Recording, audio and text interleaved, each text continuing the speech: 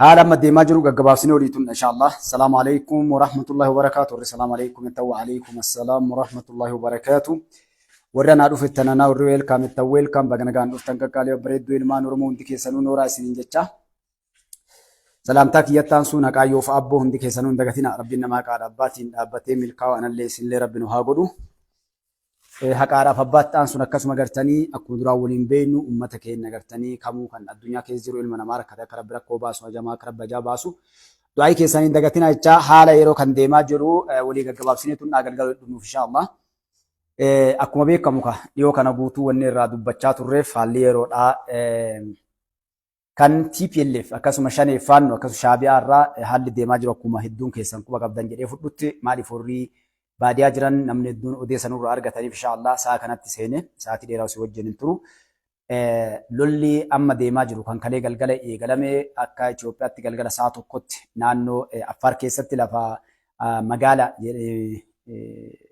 magaalee jedhanitti lolli Affaar keessatti TPLFin eegalame lolli kuni lola hawaasa irratti Affaar naannoo ja'a yookaan ammoo ganda ja'a TPLF qabattee lolli kun Gabra Tsiyoon fa'aa jechuudha warri waan kana dalage. Kanaan osoo manguddoon Affaarii lolli kun gartee nullee isinillee miidhaa kun hin ta'u lakka rakkoo yoo jiraate karaa nagaatiin dhumataa osoo jedhan wanni sun hundinuu didamee itti fufame. Kanaaf haalli jiru gama sanirraa baay'ee fokkataadha. Affaar ammoo mootummaan naannoo Affaarii akka ibsa baasetti humna addaa Affaariitii fi milishaan akka gara lolatti deeman godhamee jira. Kanaaf gartee hagamma jirru kanatti waan inni ta'ee fi deemaa jiru hedduu isaa gartee information arganne yoo arganne isiniin geennaa jechuudha. Kaaniif Geetaachoo Raddaa fa'aa akka jedhanitti lolli kun wanni inni jalqabameef federaala harkisanii mootummaa federaalaa waan kenna keessa naquudhaaf kan jedhu odeessi gama sanirraa Geetaachoo Raddaa fa'aatti kaleessan jechuudha. Akkasuma warri ammallee TPF jedhanii yookaan ammoo TPLF maal jetta abbaa?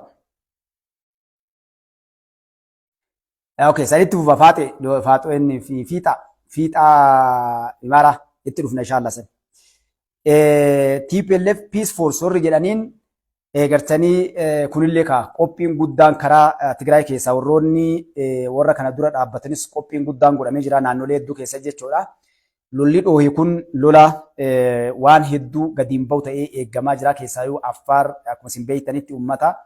Gaafa isin duraallee gaafa lola waggaa lama lolame san irratti warra gatii guddaa kafalee fi TPLFin gatii kafalchiise. Kanaaf hadha naannoo san dhattee wanni siin lola kana eegaltee federaala harkistee waan kana keessa naquu barbaaddi. Alaa kulli haala gammatti garaa warra Affaariitiinis odeessi haaroon dhufe hin jiru ajajni kennamuudhaaf wanni kun akka gartee ofirraa faccisan murtaa'ee jira. Kanaaf TPLFis gama isiitiin ka gartee duula itti bobbaate kanarratti milkiin isiin argatte lubbuu namaa baduun himamaa jira ganda ja'a.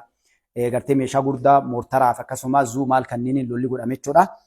Tuntaan akaaniin kanaan wal qabatee ammallee jechuudha mootummaan federaalaa keessaayyuu komishiinar jeneraal Damballaash Gabra Mikaa'el akka ibsanitti speeshal kumaandoon jechuudha warri poolisa leenjisaa turu asiin dura isiniif gabaasaa turre. Kumaandoon addaa kan biyyattii keessatti warra farra shororkeessummaadhaa irratti dalagu waliigala biyyaatiif jechuudha. Dhiifama qilleensi fakkaate karaa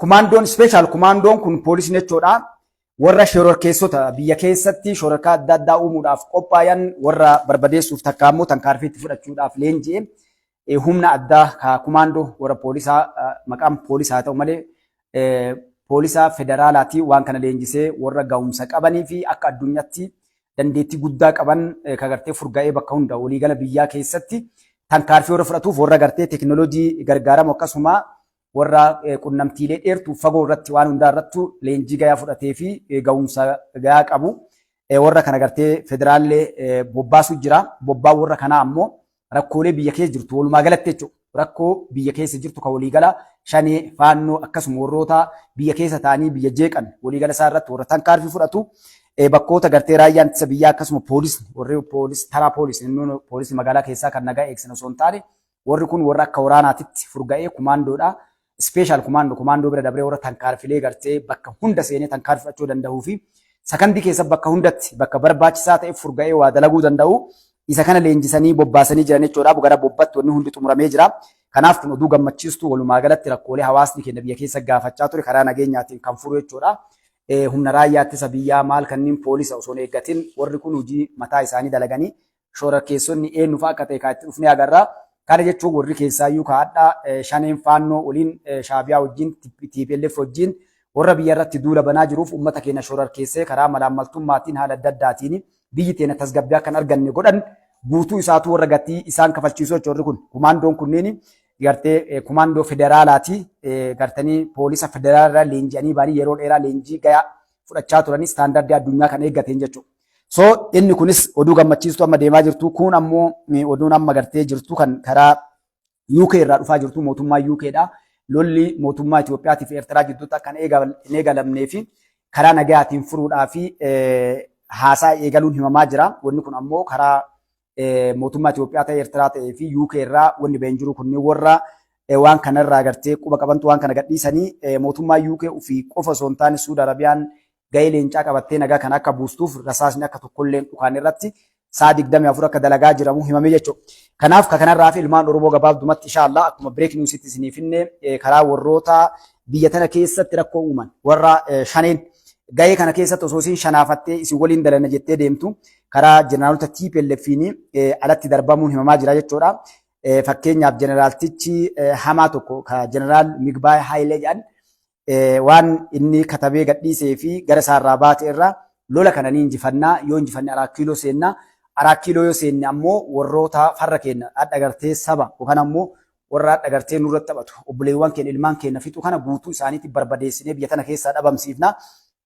Yoo ammoo lola kana injifatamuun keenya beekame taate ammoo ummata bakka jirrutti fixuun lafarraa xaa'uudhaan waan dandeenye goone mootummaa Itoophiyaatti dirooniidhaan fixee rakkoo akkanaa hawaasa irraa dhammallee deebisee geesse kan jedhu maqa balleessi mootummaa kanarratti feena jedhanii dhufan jechuudha. Kana keessa gaafileen hedduun karaa sooshaal miidiyaatiin kaatu shaneen ree warra kana wajjin gartee dhaabbanna jettee lafa dhiittee nutis qophoofne lolla jedhanii keessaa Jawaar Mahaammad gareen guuza shaabiyaa abbaatu shaabiyaa wayyaanee shanee fi faannoodha jedhee ifatti dubbachaa jira akkasuma Suudaan itti dabalee amma immoo jeneraalonni TPLF maaliif shanee keessaan bifte kan jedhu kaasanii kun isaan haa ofiillee deebi'anii isinitti heerumna jedhanii lakki isin hin barbaannu Oromooma Jawaar nuuf himee jira nuti duulli keenyaaf rakkoon nu qabnu Oromoo wajjin malee uummata Itoophiyaa waliin miti.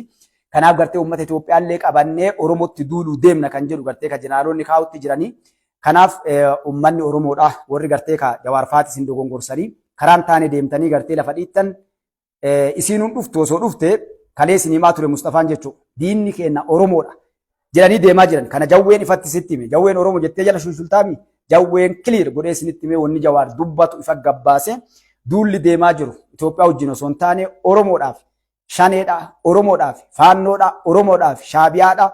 Kanaaf Jawaar waraanallee ka Oromoo warra biyya bulchullee mootummaa Oromoo waan hundaa Oromoo wanni inni jedhuuf isii tana warra wajjin mari'atanii gannuu dhufan jechuudha. Kana beeki abbaan itti seentee diinaa ergamtellee kaan inshallah rabbi raataate galgala bal'innaan oduu guutuu qabannee isinii dhufna odeessama qabadhee isinii dhufe naganuma waan jirtu bal'innaan yoo rabbi biraa taate inshallah itti dhufna rabbiin nagaa haa godhu biyya teenyas rabbi nagaa haa godhu walumaa galatti TPLF ammallee boombii ufitti dhoofte akka itti keessaa baatu waliin teennee laallaa jechuudha.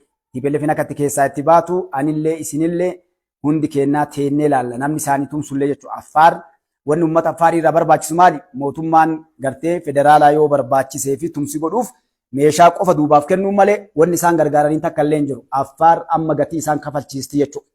Kanaaf akkas inshallah uummata Affaariitii rabbi haa tumsu ni zollomamanii haqa ofii irra biyya ofii irra kaleessallee ammallee zollomamaa jiranii kanaaf du'aa'ii godhaa fi ilmaan Oromoo ilmaan biyya kanaa ammoo of qopheessa haala dhufu hundaafuu jechuudha. Haala jedhu hundaafuu reedii ta'a. Dhiira guyyaan xiiqii guyyaa kana adda bahumsi namaallee guyyaa kana jechuudha. Hadhi ka gandaan lagaan paartii siyaasaatiin wal qoodnu osoo hin taane guyyaan hadhaa guyyaa Oromooti.